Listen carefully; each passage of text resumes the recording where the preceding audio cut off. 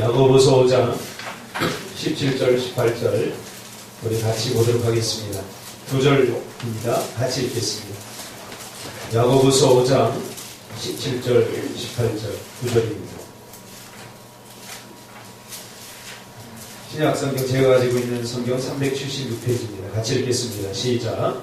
엘리야는 우리와 성정이 같은 사람이로되 그가 비가 오지 않기를 간절히 기도한즉 3년 6개월 동안 땅에 비가 오지 아니하고 다시 기도하니 하늘이 비를 주고 땅이 열매를 맺었느니라.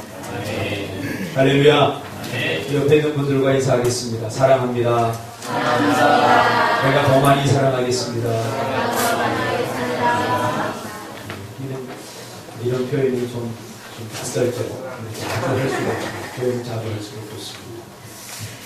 오늘 이 말씀 중심에서 인생에 막힌 문 기도로 열라, 인생에 막힌 문 기도로 열라 라는 제목으로 하나님 말씀 증거하겠습니다. 살면 살수록 참 사람이 무능하고 무기력하다는 생각을 참 많이 하게 됩니다. 제가 좀 더 젊었을 때는 이런 생각을 잘 안 했어요. 뭐든지 하면 됐고 또 안 되는 일이 없었던 것 같았는데 시간이 지나고 살면 살수록 참 사람이 무능하다, 참 무기력하다 이런 생각을 많이 하게 됩니다. 가만히 생각해보면 이 세상에서 내가 할 수 있는 일이 그렇게 많지 않습니다. 우리 자식 마음 하나 돌리는 것도 힘들어요. 어제 제가 신천지에 관한 그 CBS 특집 기사를 봤는데 자식이 신천지에 빠졌는데 엄마한테 아줌마라고 엄마가 너무 가슴이 아픈 거예요. 울면서 막 하소연해도 자식 마음 하나 움직이는 것 내 속으로 놔두면 이게 잘 안 되는 거예요. 이것이 우리 인생이에요. 하고 싶은 일이 많고 꼭 해내고 싶은데 하면 될 것 같은데 막상 덤벼보면 현실은 그렇게 넉넉하지 않습니다. 정말 마음먹은 대로 되던가요? 내가 계획한 대로 다 되던가요? 내가 마음먹고 계획한 대로 된 일보다는 실패하고 안 되는 일이 더 많지 않습니까? 그래도 삶은 어떻게든지 살아나야 하기 때문에 마음을 다잡고 뭔가를 다시 시도해보지만 다른 사람들에게는 그저 쉽기만 한 일들이 나에게는 어느 것 하나 쉽게 넘어가는 일이 없고 너무 벅차고 힘겹게 느껴질 때가 있습니다. 이런 막막하고 답답한 상황을 우리 믿음의 선진들도 겪었죠. 우리 성경을 보면 이런 상황을 우리만 겪은 것이 아니라 성경을 보면 또 우리 역사 속에서 믿음의 우리 선진들을 보면 이런 걸 다 겪게 되죠. 그들은 이런 상황을 어떻게 표현했냐면 인생의 길이 막혔다 이렇게 표현을 합니다. 인생의 길이 막힐 때 우리는 어떻게 해야 됩니까? 오늘 본문은 인생의 길이 막힐 때 우리가 어떻게 해야 되는지 그 방법에 대해서 이야기하고 있습니다. 오늘 본문에 보니까 이스라엘이 3년 6개월 동안 비가 내리지 않았다 이렇게 이야기를 합니다. 이것은 굉장히 치명적이고 심각한 일입니다. 왜냐하면 당시 고대 근동아시아 이 이스라엘 오늘 본문을 배경으로 하는 이 시대에는 농사 짓는 시대였기 때문에 비가 3년 6개월 동안 내리지 않는다는 것은 그것은 엄청난 충격적인 일입니다. 그렇죠? 우리가 눈에 지금도 이렇게 경제가 발달하고 땅에서 수 킬로 밑에서 물을 뽑아내는 이 시대에도 이 농사 짓는 일은 녹록지 않습니다. 그런데 하늘에 비가 내리고 하늘의 비만을 의지하며 살아가던 이 시대에 3년 6개월 동안 비가 내리지 않았다는 것은 이것은 엄청난 충격적인 일이 아닐 수 없습니다. 이 일을 통해서 이스라엘 백성들의 삶의 길이 막혀버린 거죠. 생존의 길이 막혀버린 거죠. 이스라엘은 어디를 가나 목마른 사람들 뿐이고 전부 다 굶주려 있는 사람들 뿐입니다. 이제 이스라엘은 더 이상 희망이 없어요.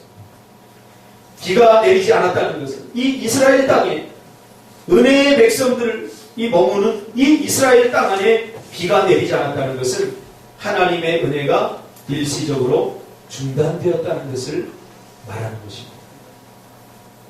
자비로운 하나님께서 우리에게 그저 값없이 주시는 하나님께서 무슨 이유에서 이스라엘의 잠시 은혜를 중단했습니다. 가끔 하나님은 당신의 은혜를 일시적으로 중단시킬 때가 있습니다. 하나님의 은혜가 끊긴다는 것이 아니라 우리가 살아가다 보면 하나님의 은혜가 멈춰진 것 같아요. 더 이상 나는 하나님의 은혜를 받지 못하는 것 같은 영적 체감적으로 그렇게 느낄 때가 많이 있습니다. 지금 이스라엘 백성들은 그렇게 느끼고 있는 거죠. 하나님의 백성이, 하나님의 은혜로 살아가는 백성들이 살아가는 땅 위에 3년 6개월 동안 비가 내리지 않았다는 것은 이것은 치명적인 일입니다. 그런데 이때 의인들의 삶도 여기서 죄되지 않습니다. 의인들이 살아가는 땅에는 비가 내리고 악인들이 살아가는 땅에는 비가 안 내리니까 그렇지 않습니다. 의인과 악인들이 함께 살아가는 그 모든 땅 위에 비가 내리지 않는다는. 그러니까 의인들의 삶도 궁핍하다는 거예요. 의인들도 이 목마름과 굶주림이라고 하는 현실에 직면할 수밖에 없다는 거죠. 가끔 제가 예수 믿는 우리 집사님들이나 이런 사람들에게 상담 요청을 받으면 그분들이 하는 이야기가 돼요. 내가 의인이고 내가 하나님의 백성인데 왜 우리에게도 이런 고난이 옵니까? 왜 우리가 이렇게 어렵게 살아야 됩니까? 그런 하소연을 할 때가 있습니다. 오늘 본문에도 의인들도 여전히 이 은혜 없음 같은 상황을 온 몸으로 겪어내야 되는 거죠. 그래서 우리는 나만을 위해서 기도하면 안 됩니다. 너를 위해서 기도하고 우리를 위해서 기도하고 공동체를 위해서 기도해야 됩니다. 그러니까 나만을 위해서 기도하는 사람은 참 어리석은 사람이에요. 나라와 민족을 위해서 기도하고 내가 속한 공동체를 위해서 기도해야 됩니다. 생각해보세요. 여러분 회사 다니는데 그 회사가 망해버려 보세요. 내가 이직을 해야 되잖아요. 그렇죠? 그러니까 나만을 위해서 기도해서는 안 됩니다. 나라를 위해서도 기도하고 너를 위해서 기도하고 우리를 위해서 기도해요. 한 가족이 있는데 엄마가 아파 보세요. 내가 행복할 수 있겠습니까? 절대 행복할 수 없어요. 그러니까 나만을 위한 삶이 가장 이기적인 삶이고 가장 어리석은 삶이에요. 여러분 기도할 때 너를 위해서 기도하시기 바랍니다. 우리를 위해서 기도하시기 바랍니다. 내가 속한 공동체와 교회와 나라와 민족을 위해서 기도하시기 바랍니다. 하나님의 은혜가 잠시 중단될 때 의인들도 역시 굶주림과 목마름에 직면하게 됩니다. 오늘 본문의 배경은 열왕기상 17장에서 19장까지를 배경으로 하고 있습니다.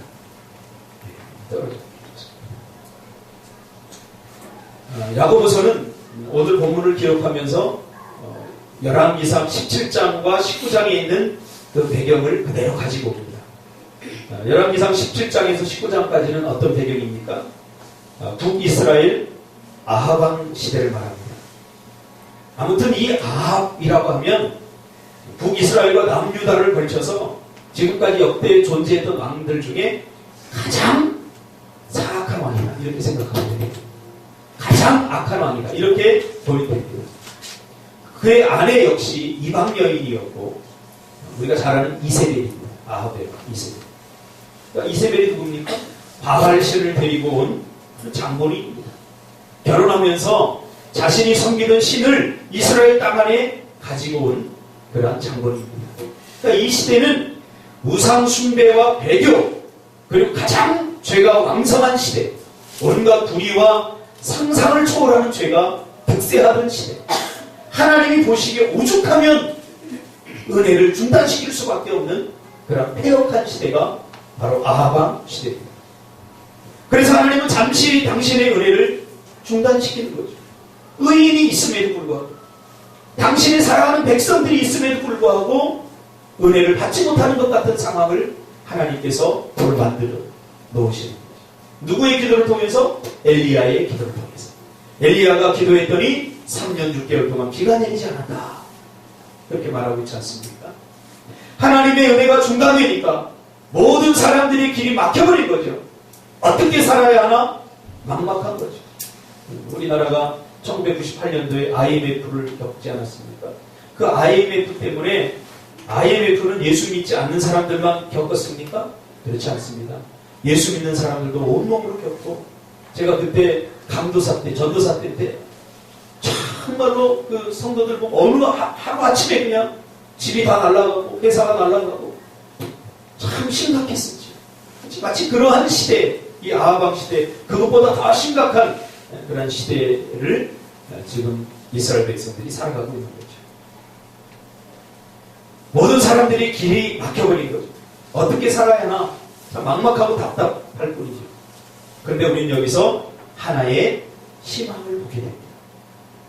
이런 은혜가 중단되어서 의인과 악인 할 것 없이 모두가 위기에 직면했을 때 하나님은 당신의 백성들의 기도를 통해서 굶주림과 목마름을 해결해 주신다. 그래서 우리가 기도할 수 있다는, 하나님의 백성들이 기도할 수 있다는 것은 특권입니다. 기도를 우리가 하찮게 여기서는 안 됩니다. 누구나 기도할 수 있지만 하나님께 기도할 수 있는 것은 하나님의 백성들. 누구나 기도할 수 있지만 하나님은 누구의 기도를 응답해 주시느냐? 하나님의 백성의 기도를 응답해 주십니다. 그래서 기도는 의무가 아니라 특권입니다. 누리는 거예요. 많은 사람들이 이걸 잘 못 누려요. 기도를 의무처럼 생각해서 기도하기 힘들고, 여러분 누가 하나님 위해서 기도하라고 합니까? 자기의 인생과 자기의 삶을 위해서 하나님 우리에게 기도의 특권을 주실 거예요. 이러한 극심한 가뭄 속에서도 하나님은 의인들, 당신의 백성들을 돌보시고 보살펴 주시는데 무엇을 통해서 그렇게 합니까? 당신의 백성들이 기도를 통해서 채우십니다. 목마름을 해결해 주시고 굶주림을 해결해 주십니다. 무엇을 통해서요? 기도를 통해서.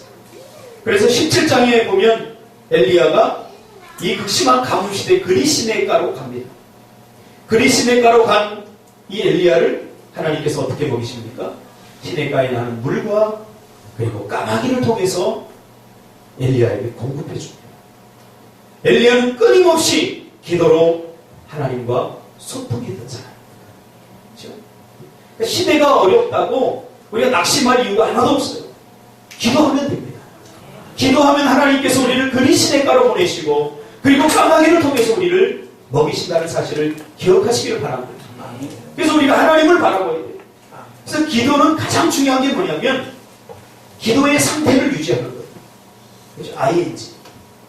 우리가 급할 때만 기도하고 나머지는 우리 기도가 다 죽어 있지 않습니까? 우리는 자신이 필요할 때만 기도의 문을 열고 나머지는 다 기도의 문을 다 닫아놓지 않습니까? 그러나 엘리야는 그렇지 않았다는 거예요. 오늘 엘리야 에피소드를 보면 엘리야의 삶을 쭉 추적해보면 엘리야는 순간순간 계속해서 기도의 상태를 유지하고 있습니다. 순간순간 무슨 일이 일어나든지 어떤 일이 일어나든지 그는 하나님과 계속해서 기도를 통해서 소통함으로 하늘나라의 그 신령한 은혜와 또 인사이트들을 순간순간 제공받고 채워지는 것을 경험한 사람입니다.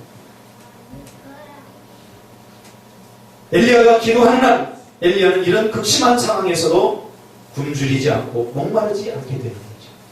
여러분 그런 인생들 되시길 바랍니다. 아멘. 자꾸 세상을 보면서 한탄하고 경제가 어렵다, 참 힘들다, 이 세상만 자꾸 바라보는 거예요. 우리의 기도의 상태를 유지하면 우리가 굶어 죽을 일 안 생깁니다. 잘못될 일 절대 안 생깁니다. 믿으시길 바랍니다. IMF 때 저는 분명히 경험했어요. 정말 기도하는 성도들, 기도하는 장로님들, 기도하는 집사님, 그 어려운 상황에서도 하나님께서 그리시네가의 그 목마름을 해결해 주시는 것과 또 까마귀로 하나님 채우시는 것을 저는 분명히 경험해서 할렐루야. 뭐 목사야 평생이 IMF니까 뭐 각오하고 사는 거니까 별로 뭐 그런 거 뭐 중요하지 않습니다. IMF가 와도 왔나보다 그래요. 우리는 항상 IMF입니다. 그러니까 두렵지 않아요. 우리가 두려워야 할 것은 뭡니까? 기도의 상태를 유지하지 못하는 거예요.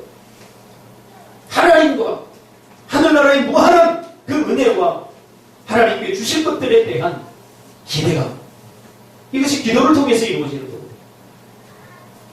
하나님은 이러한 극심한 가뭄에서도 기도하는 당신의 백성들을 보호하십니다. 어떻게 해요? 기도 응답을 통해서. 예레미야 33장 3절에 보면 너는 내게 부르짖어라. 내가 네게 응답하겠고 내가 알지 못하는 크고 비밀한 일을 네게 보이리라. 할렐루야.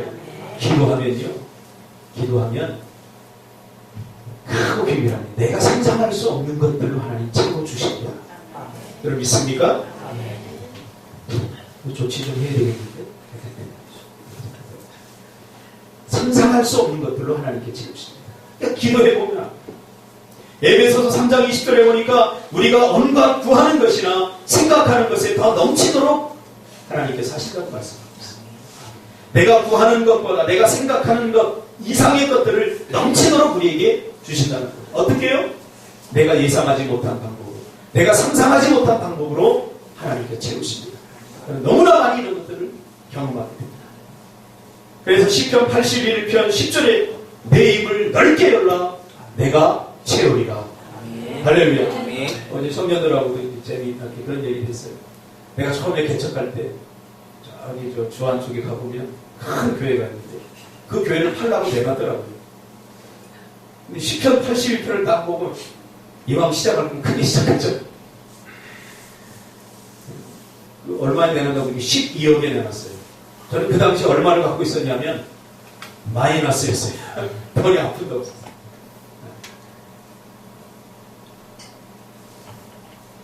김성찬 목사님이 자꾸 네 입을 크게 열라고 나한테 자꾸 충동질을 했어요.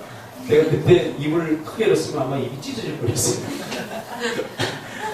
그러나 지금 돌아보니까 그때 뭐 집에서도 하나님과 채우실 거다 그런 생각이 들어요. 뭐 12억이 중에 지금 개척을 해서 7년 동안 이렇게 와보니까 순간순간 어렵지 않은 시간들이 없었고 마치 살얼음판을 걸어가는 듯한 그런 날들의 연속이었습니다. 그런데 돌아보니까 아무 일도 없었어요. 오히려 하나님께서 더 부요하게 하시고 하나님께서 더 많이 채우셨어요. 그러니까 이 비결이 뭔가 제가 가만히 보니까 하나님밖에 의지할 분이 없었어요. 그래서 계속 하나님 앞에 기도하는 거예요. 기도의 상태를 유지할 수밖에 없어요. 기도하지 않고는 살아갈 수 없는 그런 절박한 상황을 날마다 주셨어요. 그때는 힘들고 그때는 그것이 버거웠고 마치 엘리야처럼 외로웠고 힘겨웠지만 돌아보니까 그것이 나를 기도의 사람으로 만듭니다. 감사합니다. 그래서 우리는 기도해야 됩니다. 누구나 다 겪을 수밖에 없는 가뭄이지만 하나님은 기도하는 사람에게 까마귀를 보내어서 가뭄 속에서도 살 수 있는 길을 열어주십니다. 이것을 확실히 깨닫게 하기 위해서 하나님은 또 엘리야에게 이번에는 그리스메가를 떠나 시돈에 있는 사르밧 과부집으로 그를 보내십니다. 그러면서 하나님이 엘리야에게 뭐라고 말합니까? 그가 내게 음식을 줄 것이니 음식을 요청하라 라고 말합니다. 그래서 엘리야는 그 좋은 그리스메가 까마귀가 공급해주는 그곳에 머무르지 않고 하나님의 말씀에 순종하여 이제 떠납니다. 그래서 사르밧으로 갔더니 마치 그곳에 나뭇가지를 줍고 있는 한 여인을 발견하게 됩니다. 우리가 잘 아는 사르밧 과부입니다. 그는 남편을 잃고 그 자식을 의지하고 그렇게 둘이 살아가는데 이스라엘 땅의 극심한 가뭄으로 인하여서 이제는 그 마지막 남은 한 움큼의 그 빵을 구울 수 있는 한 움큼의 밀가루와 그리고 기름 그 조금 그게 인생의 전부에 가지고 있는 재산의 전부. 그것을 먹고 죽으려고 나뭇가지를 서글프게 주는 거예요.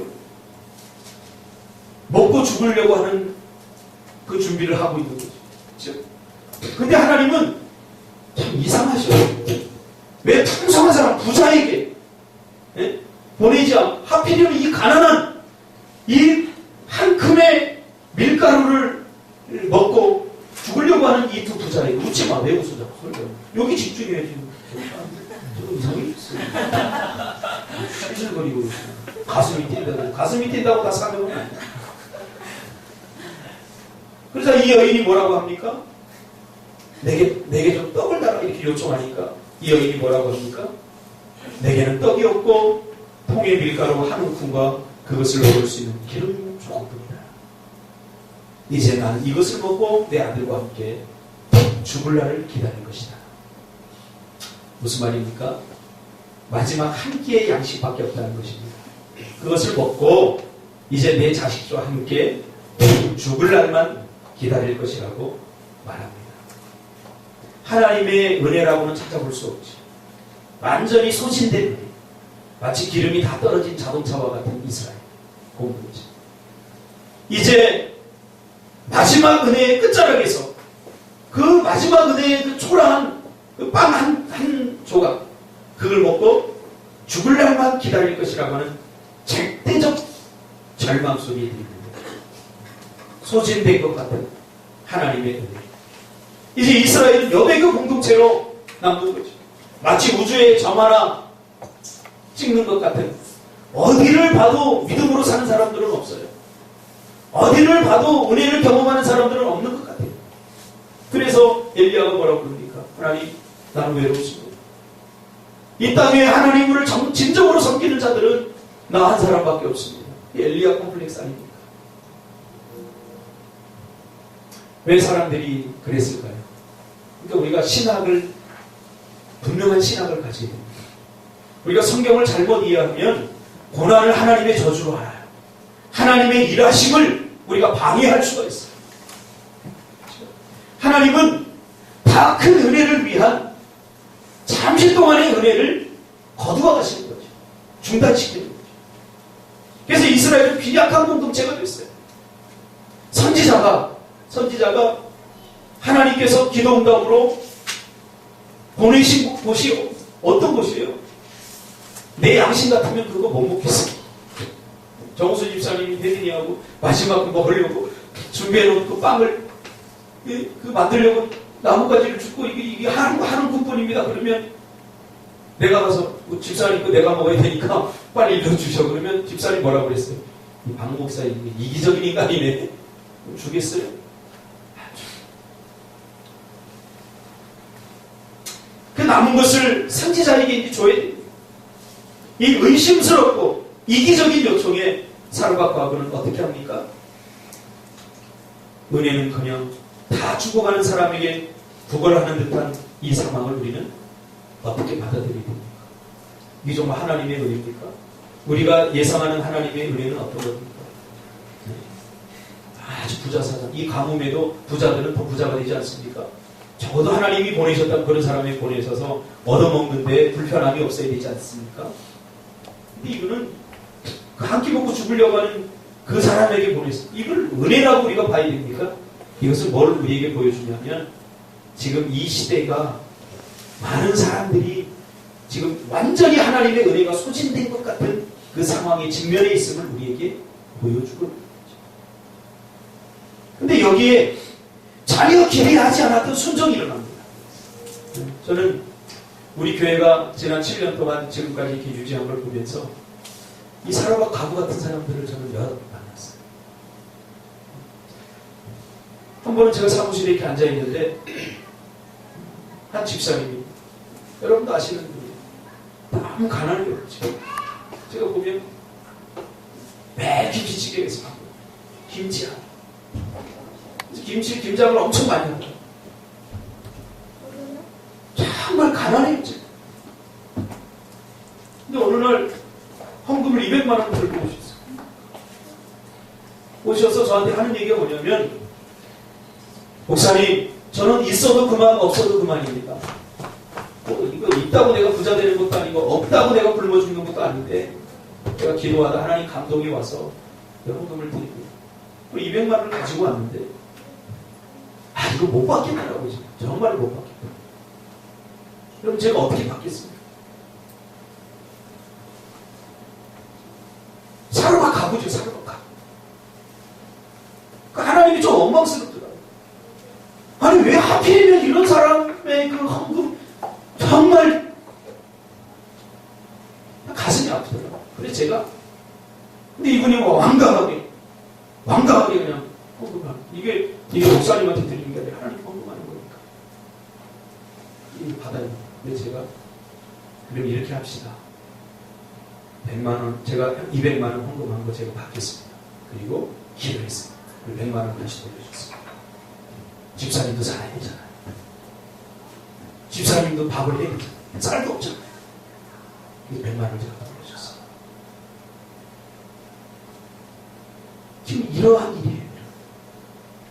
그러니까 하나님께서 어떻게 역사하시는지, 이 사르밧 과부의 이 순종, 이 염치 없고 뻔뻔하고 사랑과 자비라고는 하나도 찾아보기 힘든 이 엘리야의 요청에 사르밧 과부는 자신의 가진 전도를 드림으로 그는 어떻게 됩니까?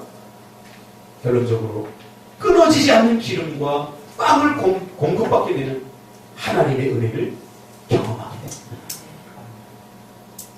순종은 행동으로 드리는 기도입니다. 할렐루야. 순종은 뭐라고요? 행동으로 드리는 기도입니다. 우리가 입술로만 기도하는 게 아니에요.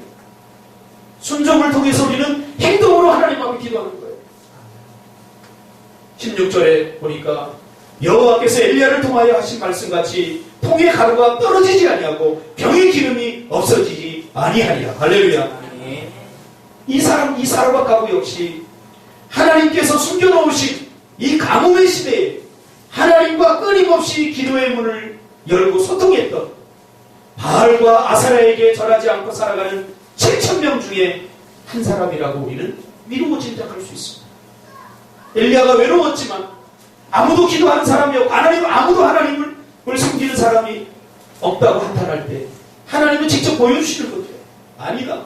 사르밧 과부의 이 순종을 통해서 아무도 예상하지 않았던 사람, 아무도 기대하지 않았던 그 사람이 베푸는 그 작은 선을 통해서, 그 작은 베품을 통해서 아직도 이런 사람들이 7,000명이 있다는 것을 엘리야에게 보여주는 거죠. 위로가 되지 않습니까? 나만 혼자 있다라고 할 때 외로운 거예요. 그러나 지금 엘리야는 돌아다니면서 아직도 바알에게 절하지 않는 사람들을 지금 보고 있는 거죠. 오늘 우리가 살아가는 이 시대도 가뭄의 시대 아닙니까? 가뭄의 시대. 지금 우리가 그냥 무덤덤하게 살아서 그렇지 미래 학자들과 전 세계적인 경제를 보면 지금 위기 시대입니다. 위기 시대. 엄청난 위기 시대. 이때 여러분 기도의 문을 부지런히 두드리시길 바랍니다.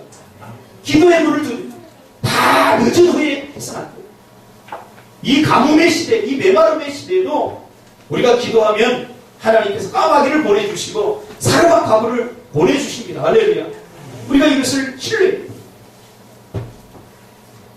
이렇게 오늘날도 기도의 문을 여는 사람들에게 이와 같이 하나님께서 채우시는 것을 우리는 보게 됩니다. 그리고 저는 지난 7년 동안 이런 일들을 비일비재하게 겪었습니다. 우리가 잘하는 평생 기도로 1만 명의 고아들을 먹여 살리고 5만 번의 기도 응답을 경험한 조지 뮬러의 삶을 들여다보면 우리는 감동하게 됩니다.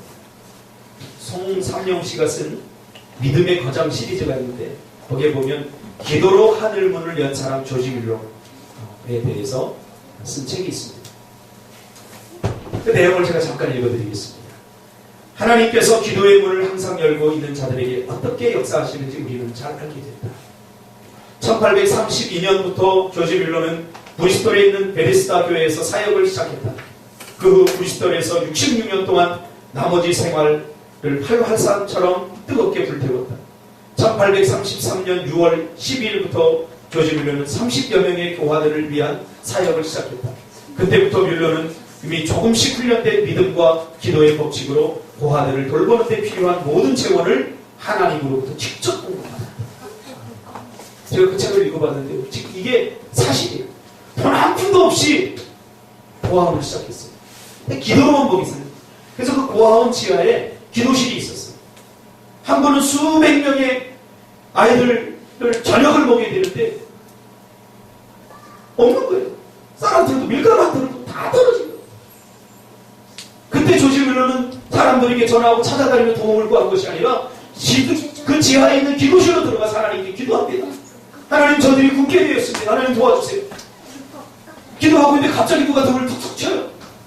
그래서 보니까 어떤 사람이 와서 지금 우리가 어떤 지역에 빵을 만드는 그 회사인데 가다가 이게 사고가 나가지고 이게 빵을 오늘 안에 배달을 못하게 됐다. 그래서 이게 버리게 됐는데 보니까 이거 고아원이 보여서 이 빵을 가지고 왔다. 여러분 조지 밀러의 이 일대기를 보면 정말로 감동하지 않을 수 없습니다. 하나님께서 정말로 빈들에서 어떻게 먹이시는지 보게 됩니다. 그래서 그날 저녁을 해결하게 됩니다. 할렐루야. 이런 일들은 우리가 기도 안에서 일어나지 않는 거지 기도하면 뒤에 기적이 일어납니다. 여러분 생각해 보세요. 우리 인류의 역사 가운데 가뭄이 없었던 시대가 있습니까? 지금도 이 우주에 인공위성을 띄우고 GPS를 막 쏘고 하는 이 시대에도 이 지구 역사에서 가장 많이 죽는 사람이 굶어 죽는 사람이에요. 사랑이 가뭄이죠. 가뭄 때문에 죽는. 그때부터 물론은 이미 조금씩 훈련된 믿음과 기도의 법칙으로 고아들을 돌보는 데 필요한 모든 재원을 하나님께로부터 직접 공급받았다. 1830년 3월 1일부터는 본격적으로 고아원 사역에 착수했고 1849년 6월 18일 기적적으로 300명을 수용할 수 있는 1호 고아원을 건물을 건축했다. 1870년 2050명을 수용할 수 있는 5호 고아원 건물을 건축하기까지 기적의 행진이 계속. 그 책을 한번 읽어보세요. 놀라운 기적의 일들이 계속 일어납니다. 아무것도 없이 시작했는데 기도하니까 하나님께서 채우십니다.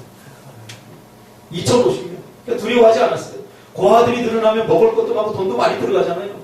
근데 그렇지 않았어요. 조심히 여러분, 더 많이 기도하면 된다. 더 많은 시간 기도하고 더 많이 구하면 된다. 여러분 간단하지 않습니까? 신앙생활 어렵지 않습니다. 자꾸 머리 쓰니까 복잡해지고 올라지는 거예요. 더 많이 기도하시기 바랍니다. 할렐루야. 기도하고 안 되면 더 많이 기도하면 돼요. 이거 10분, 하루에 10분 기도하고 뭐 하나님 응답 주냐 안 돼. 그러지 마세요. 고아원 사역 외에도 64년 동안 뮬러의 사역들은 가히 상상을 초월한다.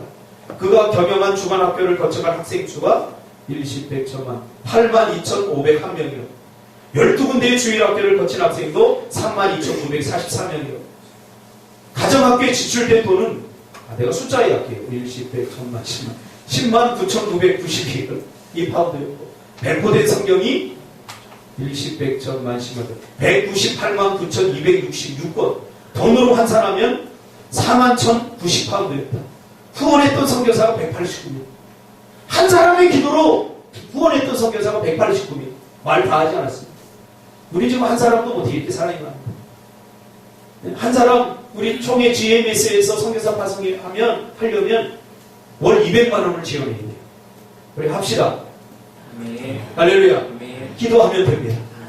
기도하면 우리는 이번에도 제가 시찰에 가서 우리 교회에서 선교 비용으로만 뭐 외부 교회도 선교사를 돕는 비용으로 한 100만 원 정도 나갑니다. 그러니까 목사님들이 깜짝 놀라. 우리 박 목사 월세도 못 내죠. 깜짝 놀라. 보니까 이 정도 수준은 은샘교회 정도. 그 정도에서요. 그러니까 기도 안 하면 다 두려운 일 뿐이에요. 왜? 하늘문이 닫히니까. 하늘문이 닫히니까. 애슐리 다운의 고아원을 거쳐간 고아들이 1024명으로 운영비는 98만 8,829원. 내가 숫자에 대해서 그만하겠습니다. 그리고 1898년 생을 마감하기까지 평생 설교했던 기간은 70년 이상의 기간이었습니다. 그가 1875년 70세부터 78세까지 그가 고아원 운영하는 것을 은퇴하고 17년간 약 42개국을 돌아다니면서 300만 명의 영혼들에게 복음을 전했습니다. 이때 나이가 80도. 여러분 하나님의 백성에게 은퇴는 없습니다. 여러분 버리세요. 어떤 생각?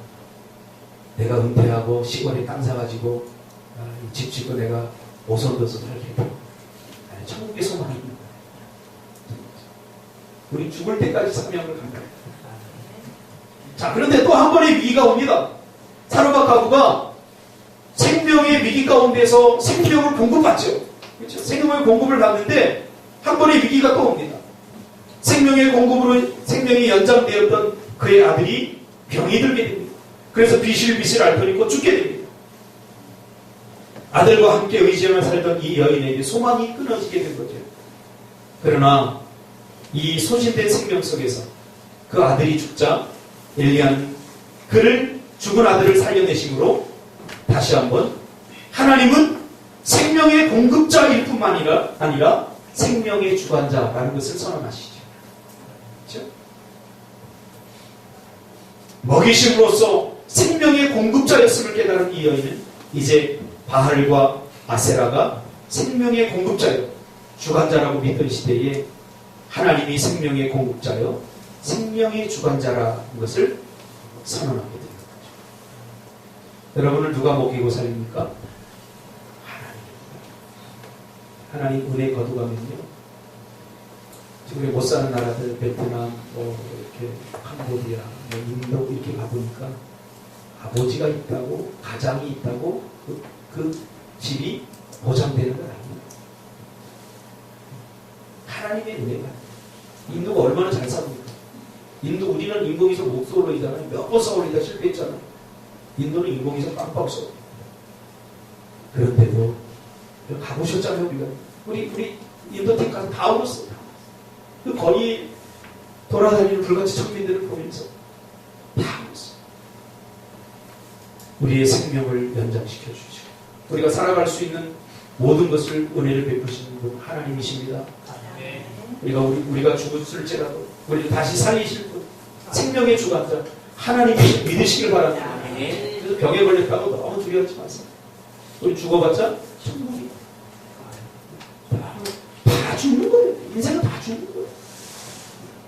병에 걸렸다고 일찍 죽는 것도 아니고 안 걸렸다고 또 늦게 죽는 것도 아니고 생명이 하나님의 손에 달려있다고요. 그것을 오늘 이 시대에 선포하는 거죠. 많은 사람들이 바알과 아세라가 생명의 공급자요 주관자라고 믿던 시대에 하나님이 생명의 공급자요 주관자임을 선언하는 것입니다. 오늘 우리는 생명의 공급자가 사회적 시스템과 물질이라고 생각하는 바알의 시대를 살아가고 있지 않습니까?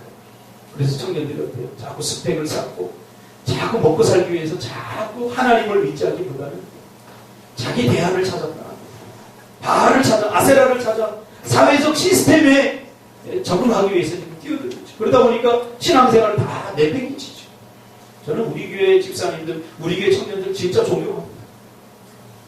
여러분 같은 사람 없어요. 자신에게 칭찬 한마디씩 하세요. 순심아, 넌 대단하다. 한번 해서. 여러분 이름 부르세요. 다 같이. 어린 놈들이요. 엄마 이름 그렇게. 대단. 자, 결론을 짓겠습니다. 과부. 오늘 등장하는 인물이 엘리야, 과부, 그의 아들. 정말 기대가 별로 안 되는 조합이에요. 제가 축구를 좋아하는데 축구를 이렇게 하려고 가다 보면 딱 이렇게 조합을 보면 재미없겠다 축구. 그런 성진 집사, 준석 집사 딱 하면 해볼 만하다. 재미있겠다. 근데 엘리야, 사르밧 과부, 또 그의 아들 이 조합은 전혀 이게 은혜가 나올 수 없는 조합이다. 정말 어울리지 않는 초라한 조합 아닙니까? 다 죽어가는 사르밧 과부에게 빵 한 쪽 얻어먹는 엘리야. 이게 뭐 기대가 됩니까, 여러분? 어때요? 저는 좀 기대가 되나요? 네. 감사합니다. 엘리야는 아마 여러분 나도 준석이한테 야 준석아 돈가스 사줘. 그러면 준석이도 그지 똥구멍에 콩나물을 빼고 그럴 거야. 그런 목사님은 내가 어떻게 의지하고 내 인생 바뀝니까? 아마 그럴 거예요. 이게 똑같은 거예요. 이게 전혀 어울리지 않는 조합이에요. 그러나 이 작고 초라한 모임에서 하나님의 나라가 지금 이루어지고 있지 않습니까? 죽은 자가 살아났죠. 할렐루야. 끊어지지 않는 양식이 공급되죠. 할렐루야. 하나님을 깊이 알지 모르던 자들이 하나님을 알게 됩니다. 이 사건을 통해서 다 소문이 나게 됩니다. 사르밧 과부가 죽으려고 했는데 하면서 막 소문이 나지 않겠어요. 주님이 뭐라고 했어요? 두세 사람이 내 이름으로 모인 곳에 내가 그들과 함께 하겠다 하는 하나님의 약속이 지금 이 두세 사람을 통해서 그대로 이루어지는 순간입니다. 우리 꿈틀교회는 정말 초라한 공동체입니다. 우리 이렇게 다 보세요. 우리 누가 잘 사는 사람들 좋아요. 그러기에 우리에게 소망이 있습니다. 기도하시기 바랍니다. 기도하시기 바랍니다. 좋은 대학 나오고 내가 넉넉한 재산이 있고 하나님의 나라는 그렇죠. 그런 사람을 기대하는 게 아니라 환경과 시대를 초월하여 기도하는 상태를 유지하고 끊임없이 기도하는 사람, 기도의 문을 여는 사람. 할렐루야. 그래서 이런 변론이 나옵니다. 오늘 내용은 그거예요. 다시 기도하니 하늘이 비를 주고 땅이 열매를 맺었느니라. 이것을 제가 시적으로 표현하면 이렇습니다. 기도의 문이 열리면 하늘의 문이 열린다. 하늘의 문이 열리면 인생의 문이 열린다. 그거잖아요. 그렇죠? 아무리 봐도 그렇게 시를 지을 수밖에 없죠. 네. 자, 가뭄 비예요. 근데 기도하니까 하나님의 은혜를, 그쳤던 은혜를 다시 비를 통해서 내려주고 비가 내리니까 그동안 열매 맺지 못해서 굶주렸던 인생들이 열매를 따먹게 되는 풍성한 삶을 살아요. 인생의 문이 열렸어요? 안 열렸어요? 여러분, 열매가 없어서 궁색하고 궁핍합니까?